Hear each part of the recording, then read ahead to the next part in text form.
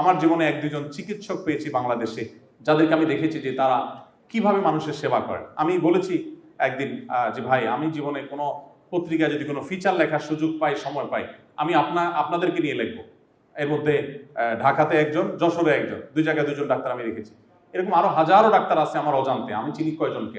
তো আমি আপনাদেরকে, তরুণ যারা মেডিকেল স্টুডেন্ট ছাত্র, আপনাদেরকে বলতে চাই, মানুষের সেবায় নিজেকে নিয়োজিত রাখবেন।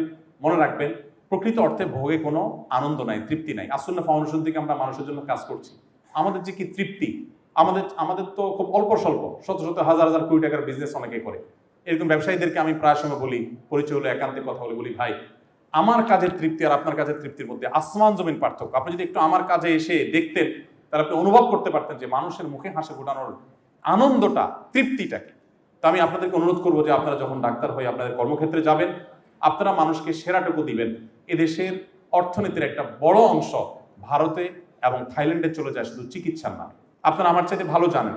আমি বাইরের একজন ডাক্তারকে একবার দেখেছি, আমি অবাক হয়েছি যে তিনি আমার প্রেসক্রিপশন লিখছেন এবং আমার কি করতে হবে এটা লিখছেন, আমার দিকে ফিরানো প্রেসক্রিপশনটা উনি ওই দিক থেকে ইংরেজিতে লিখছেন।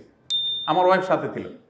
আমি বললাম যে এটা তো নতুন জিনিস দেখলাম, আপনি সোজা লিখতে পারেন কিন্তু লেখা উল্টা করে পুরো প্রেসক্রিপশন তিনি লিখলেন, জাস্ট আমার বুঝতে চান লিখছেন আর ব্যাখ্যা করছেন। তো এটা একটা এক্সাম্পল শুধুমাত্র।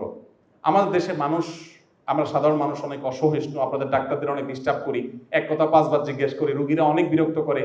আপনারা আল্লাহর রাস্তায় ধৈর্য ধারণ করবেন। আমাদের কাজ, অর্থাৎ হুজুরদের কাজ আর আপনাদের কাজ অলমোস্ট কাছাকাছি। অর্থাৎ মানুষের বিরক্তিগুলোকে হজম করতে হয়, ধৈর্য ধরতে হয়, সহ্য করতে হয়। আমাদেরকে মানুষ এত বিরক্ত করে, সেলিব্রিটি হলে যেটা হয়, মক্কা একবার ওমরা সফরে গেছি, এক লোক বলে হুজুর একটা ছবি তুলবো। খুব বিরক্তিকর একটা কাজ, না তুললে মানুষ মনে করবে ভাব ধরে হুজুরে। বললাম ঠিক আছে তোলেন। উনি একটা তোলার পরে বলে যে ভাই এখানে সোফাটা খুব সুন্দর আছে, বসে একটা নেই। পরে আমি বললাম ঠিক আছে ভাই, প্রবাসী বাংলাদেশি মানুষ ওখানে শ্রমিক হিসাবে গেছে, দেশ থেকে হুজুর আসছে, হুজুর আবার ভাব ধরে, অহংকারী মনে করবে। আমি বললাম ঠিক আছে ভাই, বসে একটা ছবি তুললাম। এরপর দেখলাম তার অতৃপ্তি আছে, সে আরো খুঁজতেছে কি করা যায়। তো আমি তাকে বললাম এক কাজ করেন, হোটেলে চলেন, আমরা 2 বেডে 2 জন শুয়ে একটা ছবি তুলি। তখন সে বুঝতে পারছে যে সে একটু বাড়াবাড়ি করে ফেলেছে। আপনারা যারা ডাক্তার, আপনাদেরকে রোগীরা এরকম নানাভাবে একই জিনিস বারবার বলবে, বিরক্ত করবে। আপনি বলবেন যে রাতে ভাত খাওয়া যাবে, রাতে রুটি খাইতে হবে, সে কয়দিন পরে এসে বলবে হ্যাঁ প্রতিদিন খাইছি, ভাত খাওয়ার পর আমি নিয়মিত রুটি খাইছি।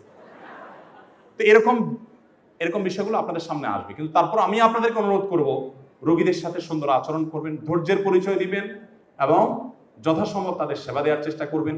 মনে রাখবেন, আমি প্রায় সময় বলি, আদ্দিন মেডিকেল কলেজের ডাক্তারদের এবং ছাত্রদের সামনে কথা বলতে গিয়ে আমি বলেছিলাম, আমার জীবনে আপনাদের দেখে ঈর্ষা হয় যে আমি যদি একটু চিকিৎসক হতে পারতাম।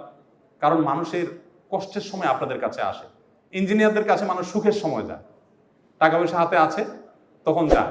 ইঞ্জিনিয়াররা সাধারণত মানুষের সুখের সময়কার চেহারাটা দেখে, আর আপনারা দেখেন দুঃখের সময়ের ফেসটা। এই টাইমটাতে জান্নাত কামাই করা যত ইজি, অন্য কারোর জন্য এতটা ইজি না, এত সহজ না। আমি আশা করব যে আপনারা আপনাদের পেশাদারিত্ব সর্বোচ্চ বজায় রাখবেন। বাংলাদেশের মানুষের চিকিৎসার ক্ষেত্রে যে অনাস্থার জায়গাটা আছে সেটা আপনারা পূরণ করবেন। ইনশাআল্লাহ আল্লাহ আপনাদেরকে সহায় হবেন। ধন্যবাদ সবাইকে, জাযাকুমুল্লাহ।